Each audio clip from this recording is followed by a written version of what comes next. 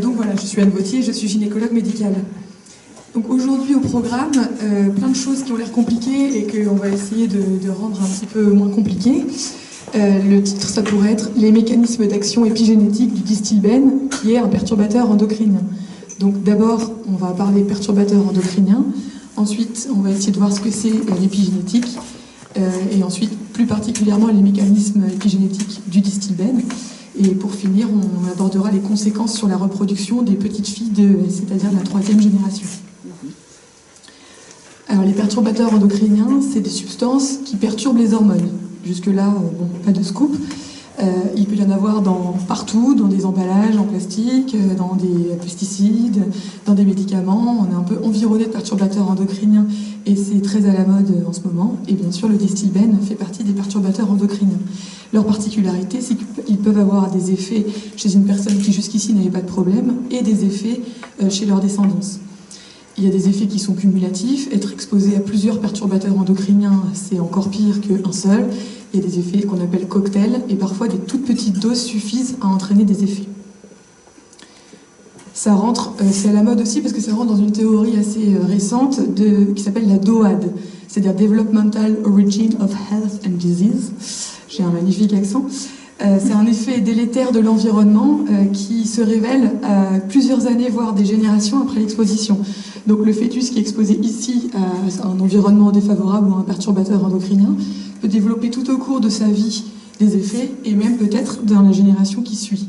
Donc ça, c'est quelque chose qui est sollicité pour expliquer plein de maladies qu'on ne comprenait pas avant et qui est pas que pour les perturbateurs endocriniens, mais qui est un phénomène très étudié actuellement. Donc là, c'est pour juste revenir sur ce que font grossièrement les perturbateurs endocriniens. Si on a une hormone qui est produite par une glande, et je vous ai mis en exemple la glande hypophyse, qui est une petite glande du cerveau, et qui sécrète par exemple de la FSH et de la LH. Cette glande, elle va aller se lier à un récepteur sur une cellule cible, par exemple dans l'ovaire, et cette cellule cible, ça va entraîner une médiation de son signal et une réaction. Par exemple, ça va être que les follicules dans l'ovaire grossissent sous l'action des hormones. Donc le perturbateur endocrinien, ce qu'il fait, c'est qu'il bloque soit la liaison, soit le signal, soit la conséquence et la réponse de la cellule, mais on ne sait pas comment. On sait juste qu'il a cet effet-là, mais on a du mal en général à comprendre par quel mécanisme. Donc moi, aujourd'hui, je vais vous parler de un de ces mécanismes, qui est le mécanisme épigénétique. Et ce mécanisme, il a été retrouvé en particulier dans le Distilbène, pour lequel on a bien étudié cet effet. L'épigénétique, c'est le fait de modifier l'expression des gènes.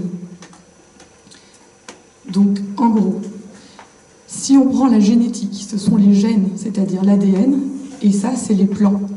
C'est les plans de construction d'une cellule. L'épigénétique, ce serait l'architecte qui distribue les plans. Donc là, on prend notre équipe de bâtiment avec notre corps humain, les organes qui seraient notre chantier de bâtiment en construction, toute une équipe qui est prête à faire fonctionner cet organisme. Et l'architecte va donner au plombier, et donc au rein, les plans du plombier et les plans du rein, et surtout pas à l'électricien les plans du plombier ou à l'utérus les plans du rein. Vous voyez? Donc c'est ça le rôle de l'épigénétique. Comment ça se passe? Comment on arrive à donner à chaque cellule les plans qui lui correspondent?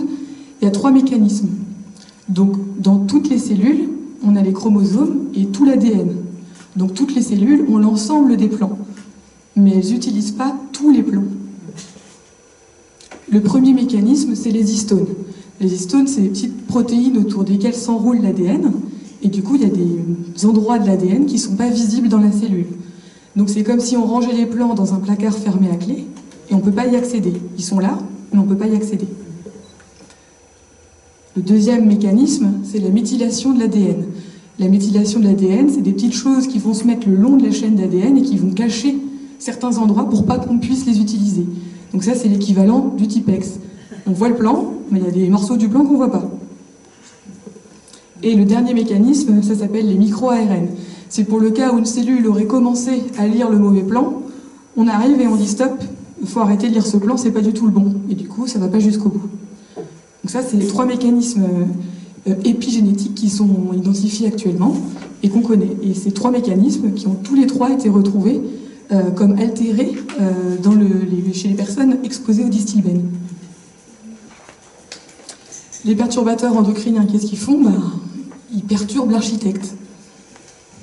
Donc en gros, l'architecte n'arrive plus à distribuer les plans correctement, donc on n'arrive pas à avoir une formation d'utérus normale parce qu'on n'a pas les bons plans dans l'utérus, et on n'arrive pas à avoir un fonctionnement. Bon, là j'ai mis un rein, il n'y a pas de problème de rein en l'occurrence pour le distilbène, mais on peut avoir un problème de fonction de l'organe également. Donc c'est soit au moment de la construction, de la formation des organes et donc des anomalies de type malformation, soit pour plus tard une altération du fonctionnement ultérieur, et l'exemple ça pourrait être une sensibilisation au cancer du sein ou ACC. Ensuite, on parle aussi beaucoup des effets multigénérationnels du distilbène. En théorie, l'épigénétique, c'est censé se remettre à zéro au moment où on forme un nouvel individu. Donc c'est bizarre que ça se transmette, mais c'est vrai que pour les perturbateurs endocriniens, on a vu qu'ils arrivaient parfois à modifier durablement les marques épigénétiques et à les transmettre à la suite de la descendance. Mais pour le distilbène, en fait, on croit que ça se transmet, mais il y a une autre chose dont il faut prendre conscience, c'est qu'il y a 3 générations qui sont exposées, en fait. On a 3 niveaux d'exposition.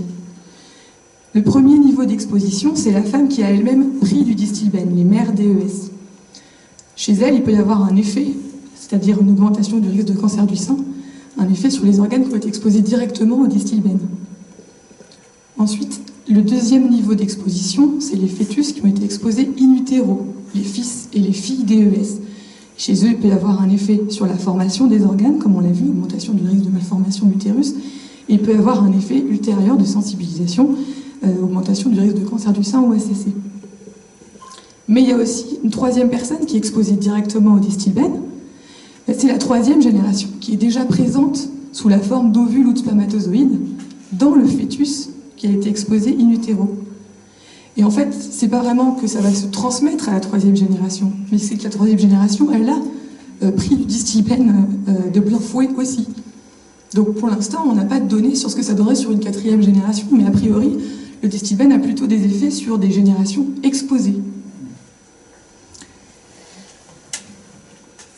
Et donc là, c'est juste pour reprendre le fait que les effets du distilbène ne sont pas forcément les mêmes en fonction du moment où il a été pris au cours de la grossesse.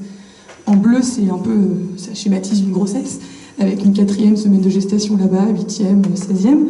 Si on a pris du distilbène, par exemple, entre 4 et 8 semaines de gestation, de grossesse, c'était au moment de la formation des ovaires du fœtus. Donc là, il peut y avoir des ovules. J'ai pris l'exemple d'une fille, mais ça pourrait être aussi un fils.